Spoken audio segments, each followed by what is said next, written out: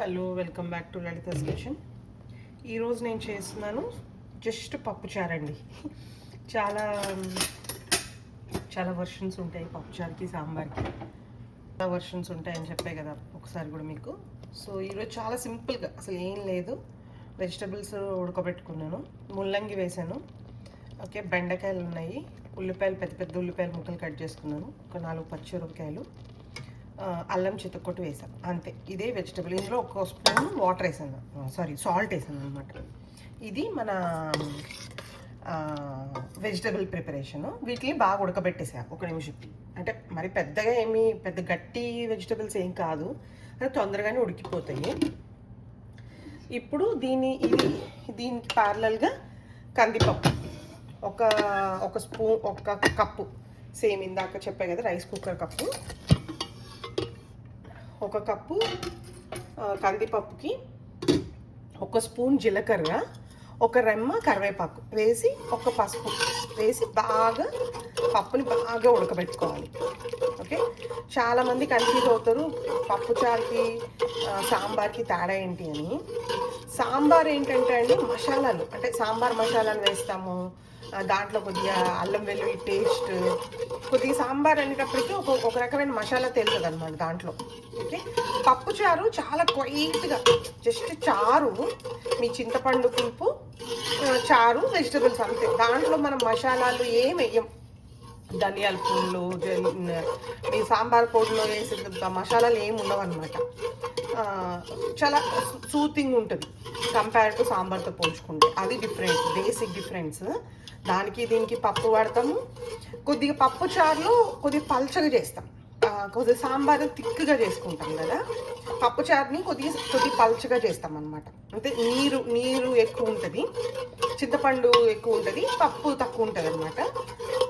అది ఇంకా up to me interest. నేను కొద్దిగా ఎక్కువే వేస్తాను, చింతపండే తక్కువ వేస్తాను, ఎందుకంటే పిల్లలకి కొద్ది పప్పులాగే నచ్చుతుంది అనమాట.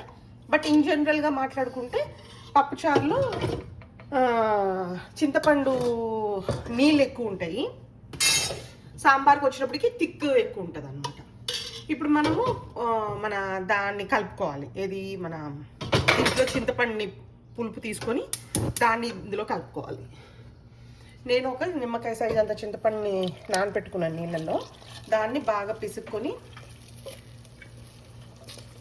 దీంట్లోకి వేసుకోవాలి. ఎక్కువ నీళ్ళు పోసేయొద్దు, టూ మచ్గా. మీకు ఎంత థిక్గా ఉంటే ఆ థిక్నెస్ బట్టి వేసుకోవడం మంచిది అన్నమాట.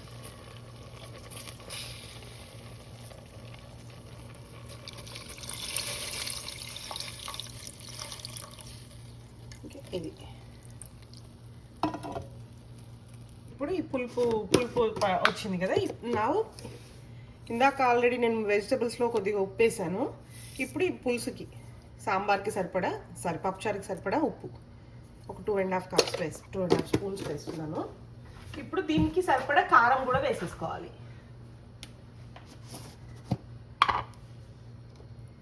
దీని కారం నేను ఒక స్పూన్ కారం వేస్తాను, పచ్చిమిరపకాయలు వేసాను, ఎండుమిరపకాయలు వేస్తాను పోపులో మళ్ళీ. సో దీన్ని ఇట్లా బాగా ఒకసారి మరిగి వచ్చినాక అప్పుడు మనం పప్పు వేసుకున్నాం. పులుసు మరుగుతుంది పక్కన. ఇటుపక్క మనం చేయాల్సింది ఏంటంటే పోపు, సాంబార్కి పోపు. సో ఆవాలు చిట్పట్లాడాలి కంపల్సరిగా.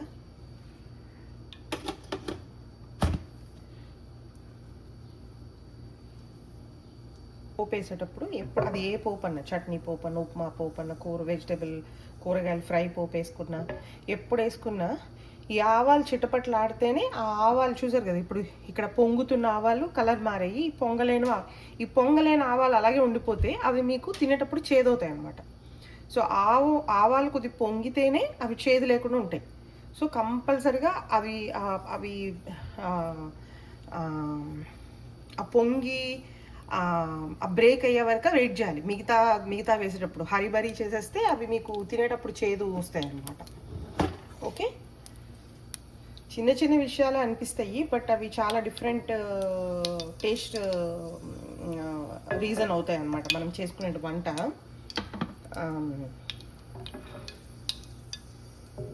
సో ఆల్రెడీ చాలాసార్లు చెప్తూనే ఉంటాను నేను, మనము డైలీగా ఫోకస్డ్గా పూజ ఎలా చేసుకుంటామో ఇంట్లో, మన ఇంట్లో వంట కూడా అంతే ఫోకస్డ్గా చేసుకోవాలి. ఎందుకంటే పూజ దేవుడికి మనం ఆఫరింగ్, ఇదేంటంటే మన హెల్త్, మన మన మన ఫ్యామిలీ గురించి కదా. చూస్తే ఎంత బాగా ఆవాలు బ్రేక్ అవుతున్నాయి కదా. ఇప్పుడు మనం జీలకర్ర,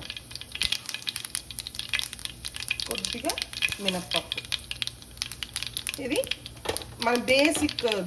ఇప్పుడు మీరు ఫ్రైలు చేసుకున్న, పచ్చళ్ళు చేసుకున్న దీంట్లోనే కొద్దిగా శనగపప్పు వేసుకుంటాం అన్నమాట. ఇప్పుడు మిరపకాయలు, ఎండు మిరపకాయలు, మిరపకాయలు కూడా ఎర్రగా వేగాలి.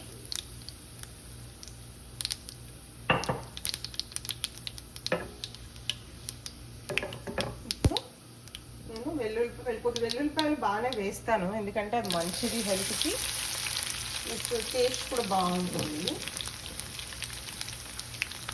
ఇందాక ఆల్రెడీ నేను ఉల్లిపాయలు వేసేసాను కదా, మన వెజిటేబుల్స్లో ఉల్లిపాయలు కట్ చేసేసాను, అందుకని పోపులో ఇంక ఉల్లిపాయలు వేయట్లా. పోపులో నేను ఆల్రెడీ ఉడకబెట్టేటప్పుడు కరివేపాకు వేసాను, బట్ స్టిల్ కరివేపాకు బాగుంటుంది. పోపు ఆల్మోస్ట్ రెడీ అయిపోయింది, కొద్ది వెల్లుల్లిపాయలు వేగితే బాగుంటుంది అంతే. ఈలోపు మనము పులుసు ఎలా అవుతుందో చూసుకుంటాం. పులుసు చూస్తే పులుసు సూపర్ మరిగిపోతుంది కదా. సో ఇప్పుడు దీంట్లో మనం ఇందాక ఉడకబెట్టుకున్న పప్పు వేసేసుకోవాలి.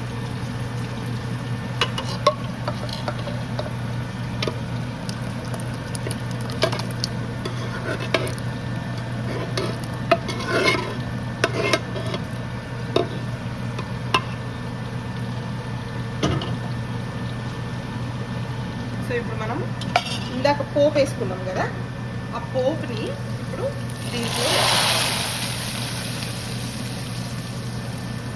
ఇప్పుడు ఇదొక 2-3 నిమిషాలు మరిగితే మీకు పప్పుచారు అయిపోతుంది. Okay, I will show you once అది అయిపోయిన తర్వాత. ఇలా పొంగుతూ ఉంటుంది, దీన్ని పక్కన పడేయొద్దు. ఓకే, మా చిన్నప్పుడు మా అమ్మ చెప్పేదనమాట, తనకి ఎప్పుడైనా చూసుకోమంటేనంట ఈ ఎల్లో కలర్ పొంగు వస్తుంది, దాన్ని తీసి పక్కన పెట్టేదంట. ఎందుకంటే అప్పట్లో రైస్ అట్లా రైస్ కుక్ అవుతున్నప్పుడు పైన వైట్గా వస్తుంది అనమాట, ఫాగీ లాగా, దాన్ని తీసి పక్కన పెట్టేవాళ్ళంట. సో అదే విధంగా దీంట్లో కూడా పక్కన పెట్టాలనుకొని చెప్పి ఆ ఎల్లో వస్తుందని పక్కన పెట్టుకునేది. అట్లా ఏం చేయకూడదు, ఆ ఎల్లోనే చాలా బాగుంటుంది అనమాట. మరుగుతున్నప్పుడు అది పొంగుతుండే కొద్దిగా మంట తగ్గించుకోవడం చేసుకోవడం తప్ప డోంట్ రిమూవ్. అదే మనకి సింబల్. ఆ ఎల్లో ఫాగ్ ఎప్పుడైపోతే అప్పుడు మనకి సాంబార్ పప్పుచారు రెడీ అయిపోయినట్టు అనమాట. సో అది కలుపుతున్నాము, చూసారా, పప్పుచారు ఆల్మోస్ట్ రెడీ అయిపోయింది.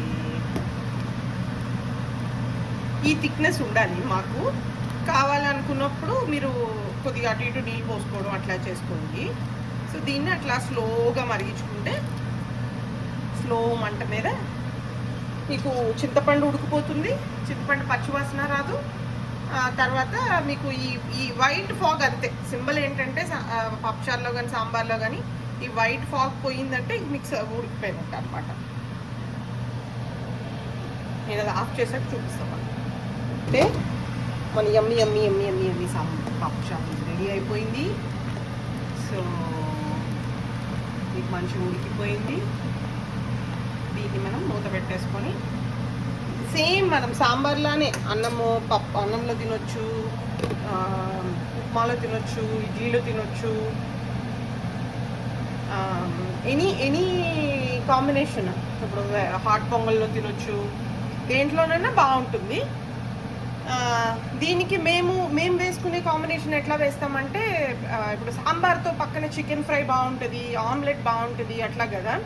దీనికి యూజువల్గా ఫ్రెష్ కొబ్బరికాయ పచ్చడి, లేకపోతే ఏదైనా అరటికాయ ఫ్రై, వంకాయ ఫ్రై, బంగాళదుంప ఫ్రై, అవి చాలా బాగుంటాయి అన్నమాట దీంతో. ఎందుకంటే ఇది చాలా సూతింగ్ ఉంటుంది, పక్కన ఏదన్నా సాఫ్ట్ ఉండేది బాగుంటుంది.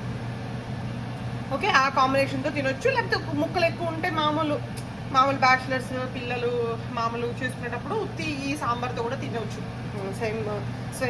సేమ్ పప్పుచారు తినేసిన బాగానే ఉంటుంది. బట్ మామూలుగా అయితే పాపడ్స్ కానీ ఈజీ గోయింగ్ సైడ్లో ఏదన్నా బాగానే ఉంటుంది. ఎనీ పిక్కలు, లైట్ పిక్కలు లాంటిది అట్లాంటిది కూడా బాగానే ఉంటుంది దీంతో పక్కన నంచుకోవటానికి అనమాట. Try with your family and enjoy. Thanks for watching.